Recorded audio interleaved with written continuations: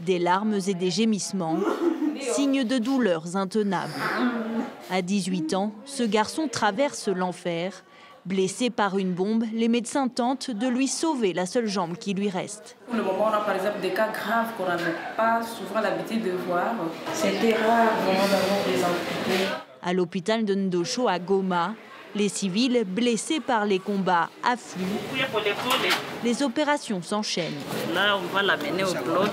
Plus de 300 patients ont été pris en charge depuis le 7 février, date de la dernière offensive rebelle du M23.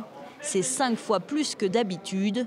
Pour faire face à cet afflux, l'équipe chirurgicale a été renforcée, passant de 2 à 3 équipes de blocs opératoires. Nous avons la moyenne de 25 opérations par jour, sans compter les urgences. Par exemple, hier, nous étions là de 8h à 22h. Nous avons des blessures par éclat, nous avons des blessures par balle. Dans les couloirs, des femmes et des enfants attendent d'être opérés.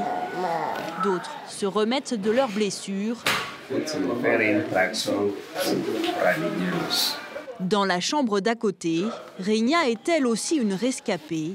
Elle a été blessée au thorax par une bombe alors qu'elle emballait ses affaires pour fuir le camp où elle s'était réfugiée en périphérie de Goma.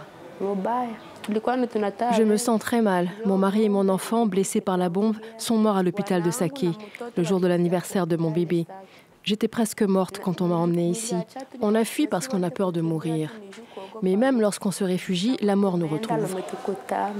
Malgré le deuil, malgré la douleur, ceux qui ont échappé aux affrontements veulent croire à un avenir meilleur. Mais tous partagent un sentiment, celui d'être pris au piège dans ce conflit qui dure depuis près de 30 ans dans l'est du pays.